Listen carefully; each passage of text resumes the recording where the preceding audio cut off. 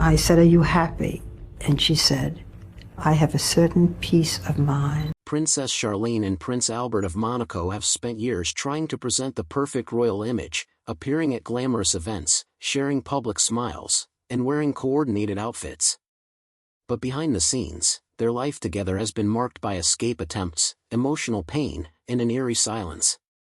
Charlene's experience in the marriage has been far from a fairy tale. Many now wonder whether she ever truly wanted this life and how much longer she can continue playing the role expected of her. People are beginning to look beyond the surface to uncover the truth behind her controversial marriage to Prince Albert. On paper, Charlene's union with Prince Albert seemed like a dream come true. From the outside, it had all the makings of a fairy tale: a charming prince, a graceful bride, and a stunning wedding in the heart of Monaco. But something always felt a bit off. The smiles didn't always reach their eyes, the interactions often lacked warmth, and their silence spoke louder than any statement the palace could release. For Charlene, her reality was never about fairy tale endings or magical transformations. Instead, her story has been one of quiet defiance, a life that appeared glamorous but often felt confining. Over time, she left subtle signs through her prolonged absences, distant body language, and eventually, her carefully chosen words. When asked about her happiness, she didn't gush or glow. She simply said she had found a certain peace of mind. That one statement revealed more than anyone expected and shifted how people viewed her situation. What you're about to learn might change everything you thought you knew about Monaco's royal couple. Charlene's journey began like something from a storybook. She was a young swimmer from South Africa with Olympic ambitions and a calm, graceful presence. She met Prince Albert, Monaco's long-standing bachelor, in 2000 at a swimming competition. As cameras flashed and she smiled, he took notice. As the years went by, they started appearing together more often. Many believed she might finally be the one to capture the prince's heart. Their pairing looked ideal: he was a royal with a rich heritage, and she was elegant, athletic, and humble. They looked picture-perfect. But that's the problem: it was all about appearances. From the very beginning, it wasn't just about their relationship. It was about the image Charlene was expected to uphold. Comparisons began almost immediately. With her tall frame and composed demeanor, she was quickly labeled as the next Grace Kelly. Grace, too, had left her home country and successful career to become a princess in Monaco. But Grace wasn't just a person, she was a symbol of timeless royalty, forever preserved in memory. Charlene wasn't just marrying into royalty, she was stepping into a powerful legacy loaded with expectations. Being seen as the next Grace Kelly may have sounded like praise, but in reality, it was a heavy responsibility. When the engagement was announced in 2010, the world celebrated. The palace was filled with joy, and the media jumped at the chance to cover a modern fairy tale. Yet behind the excitement, some were skeptical. And most notably, Charlene herself didn't seem fully convinced. Those watching closely saw a woman who seemed hesitant, her face subdued and her eyes weary in public moments. Appearances were tightly controlled. Something didn't add up. Then came the escape rumors. Not once, not twice, but 3 times, reports emerged that Charlene had tried to leave Monaco on multiple occasions before the wedding. Once in Paris, once during the Monaco Grand Prix, and again just days before the ceremony. Each time, she was allegedly stopped. Whether she was persuaded, pressured, or prevented, it was never made clear. But the fact that a bride reportedly tried to flee 3 separate times says more than 1,000 royal speeches ever could. Despite the reports, the wedding went on, a 3-day event filled with designer gowns, operatic performances, and a guest list packed with royalty and celebrities. Monaco put on a show, and the cameras captured every angle. But even with all the splendor, what people noticed will shock you. Charlene was in tears. Not tears of joy. Not tears of love. They were slow, quiet, and deeply sad. Standing beside her new husband, wearing one of the most expensive dresses in the world, she looked more trapped than triumphant. After the wedding, Charlene did what she was expected to do. She posed, she waved, she smiled. But none of it felt real. Her smile looked forced. Her body language was rigid. She barely spoke in interviews, and when she did, her words felt like they had been reviewed and rehearsed. It was clear the fairy tale was still being broadcast, but the princess was slowly fading behind the curtain. Then she started disappearing. At first, it was subtle: fewer public appearances, skipped events, last-minute cancellations. The palace always had an excuse: she is sick, fatigue, private matters. But the absences piled up. People began asking questions. Where was Princess Charlene? And more importantly, why did it feel like she didn't want to be seen? By 2014, Charlene gave birth to twins, Jacques and Gabriella. For most royal families, the arrival of heirs is a joyous moment, a symbol of continuity and celebration. And for Charlene, it should have been a turning point. But even motherhood didn't seem to anchor her to palace life. She continued to make limited public appearances. And when she did, she often looked solemn, detached, or simply exhausted.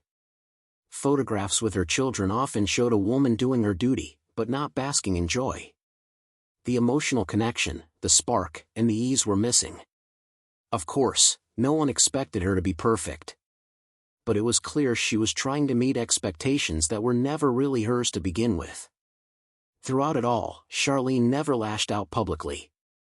She didn't break protocol or air grievances. Instead, she let the silence speak. And when she finally did speak to the world, she didn't try to reframe the past. She simply said she had found peace. Not happiness. Not fulfillment. Just peace. It was the kind of line that didn't make headlines the way scandals do, but it stayed with people because it confirmed what many had suspected all along, that this fairy tale was never hers. It had been built around her, painted onto her, and pushed in her direction. But it didn't fit. And maybe that's the real story here. Not of rebellion or scandal, but of quiet disconnection. A woman who did everything expected of her and still never found herself in the role she was handed. As the years passed, the palace continued to project an image of unity: official photos, formal statements, elegant events. But Charlene's story was unfolding under it all. And now, with the world finally starting to listen, there's a sense that something is about to change. Because when a woman like Charlene finally begins to find her own voice, even after years of silence, it's not just about what she says. It is about what she does next. And that's exactly where the story is heading. Keep watching. How Prince Albert's past haunted Charlene. Before we explain Princess Charlene's next move, we must give some context about her life with Prince Albert. And this takes us a little bit back to when they got married. Just when the world was watching Monaco for a royal love story, a quiet storm. Tensions began building behind the palace walls. It wasn't in the tabloids just yet, but the signs were already showing. In the final weeks before Princess Charlene was set to marry Prince Albert, a story broke that would change everything. A woman in Brazil came forward with a shocking claim: her daughter, born years earlier, was allegedly fathered by the prince. The child wasn't a baby anymore, she was already around 8 years old, which meant the timing of her conception overlapped with Charlene and Albert's early relationship. The story came out like a grenade tossed into a room full of glass, and suddenly the fairy tale wedding had a massive crack in the center. This wasn't Albert's first scandal involving children born out of wedlock. He had already acknowledged 2 others, one in the United States, another in France. So the idea of another child wasn't impossible. But for Charlene, the difference was all about timing. This wasn't a case of something that happened long before they met. This was about a child who, according to the timeline, could have been conceived during the early days of their romance. For Charlene, that changed the whole meaning of their story. If it was true, she hadn't just fallen for a prince with a past, she had been drawn into something that was still happening, something messy, public, and deeply personal. There were questions people whispered but didn't ask out loud. Did Charlene know about the Brazilian child before she accepted the engagement? Did the palace shield her from the truth until it was too late? Or did she learn about it when the rest of the world did, with no warning and no choice in how it hit her? No one knew for sure, but her face at public events around that time started to change. The light behind her eyes dimmed. She stopped speaking freely and looked more and more like someone trying to get through a storm with her head down. There were still smiles, but they stopped reaching her eyes, and every step closer to the wedding seemed heavier than the last. Things are about to get a lot more interesting. Keep watching. The palace didn't sit quietly. Albert's lawyers moved fast, shutting down the Brazilian claim with public statements and legal firepower. They dismissed it as lies. They said it was just a distraction, something made up to hurt the prince's reputation. But there was no public DNA test, no investigation that people could follow. The claim didn't exactly go away, it just went quiet. What didn't go quiet, though, was the emotional wreckage left behind. Whether the child was his or not, the damage had been done. For Charlene, it was another weight added to a marriage that hadn't even begun. And this marriage wasn't going to be a quiet one. Charlene wasn't just saying yes to a man, she was stepping into a title, a palace, and a role that came with expectations she couldn't change. She had to look flawless. She had to be a mother to the future ruler of Monaco. She had to stand beside her husband like everything was fine, even when nothing was. People started to realize she wasn't just adjusting to royal life, she was acting through it. In the script they gave her, it didn't seem written with her voice in mind. Then came some other whispers, and they weren't good ones. French media started reporting that Charlene's passport had been taken away to keep her from fleeing Monaco before the wedding. They said she tried to run more than once, but palace officials stopped her. The palace, of course, called the claims absurd. They said the stories were made up and exaggerated. But still, the stories spread. Once, she looked like she wanted to disappear. Her expression said what her voice never could. And just like that, what should have been a dream looked more like a production, a well-dressed performance with a heartbreaking lead role. The Brazilian child's story slowly vanished from the headlines. There were no updates, no court battles, no dramatic resolution. It just faded, like so many royal controversies tend to do. But Charlene didn't forget. The world didn't forget either. It stayed there, a ghost behind every photo and every public appearance. People began seeing her not as a princess living a dream but as a woman walking through a scripted nightmare she didn't write. Because by this point, the truth was getting harder to hide. And now, it seems Princess Charlene plans to escape Monaco. How could that be? Stay tuned as we break it down. Princess Charlene's escape plan. If Princess Charlene's actions in the past years are anything to go by, then it is likely she plans to run away from Albert. In recent times, Princess Charlene was front and center one day, standing beside Prince Albert, waving at crowds, playing the part. Then, like a flicker in the wind, she was gone. On another, in 2021, she left Monaco for South Africa on what was supposed to be a short charity trip. No big announcements, no red flags. But weeks passed, then months, and silence started screaming. People began asking, where was she, and why wasn't she coming back? The official word was that she had developed a serious ear, nose, and throat infection, something related to a sinus graft. They said that she couldn't fly, that she was under care. But the longer she stayed away, the less that explanation seemed to hold. What kind of sinus infection keeps a royal grounded for 6 full months?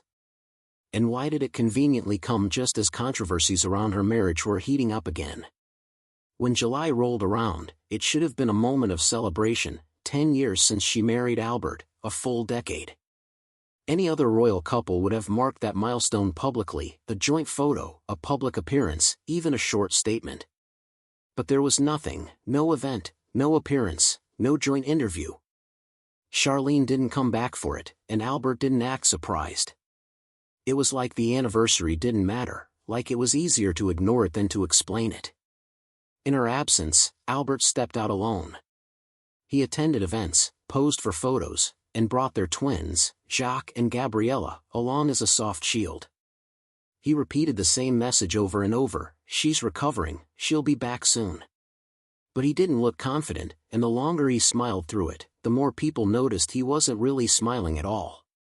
Every now and then, a new photo of Charlene would surface, but something was always off. She looked thinner, her expressions were far away, like she was there physically but nowhere close emotionally. There was a shadow in her eyes, one that couldn't be airbrushed away. That wasn't all that people noticed. Her hair was shorter, her body language quieter, her presence dulled. It didn't look like recovery, it looked like someone slowly fading out. When she finally returned to Monaco in November, people expected a homecoming. But that's not what they got. She didn't jump back into royal duties. She didn't do interviews or show up for ceremonies. In fact, she disappeared again just weeks later. The palace released a carefully worded update: she needed more rest, more time, more privacy. It didn't add up, and it definitely didn't feel normal. Soon, whispers about a facility in Switzerland got louder, not a hospital, but something more exclusive, a private treatment center for exhaustion, stress, emotional burnout, maybe all of the above. The location was never confirmed, no photos, no confirmation, just the palace. In 2022, Charlene made a striking return to the public eye, debuting a platinum blonde pixie cut at the Monaco Ypres race, marking her first public appearance in months. This bold hairstyle choice was complemented by a shift in her fashion sense, as she moved away from traditional royal attire to embrace more contemporary and tailored outfits. Her clothing choices began to reflect a personal style that prioritized her own comfort and expression over conventional royal expectations. Charlene's public appearances became more selective, and her interactions more measured. She often attended events with a composed demeanor, engaging with the public and media on her own terms. This approach signaled a departure from previous patterns, indicating a desire to establish boundaries and maintain a sense of autonomy within her royal role. When appearing alongside Prince Albert, their interactions were notably formal, lacking the warmth and affection typically associated with royal couples. Their public engagements seemed more like joint duties than shared experiences, highlighting a professional partnership rather than a personal connection.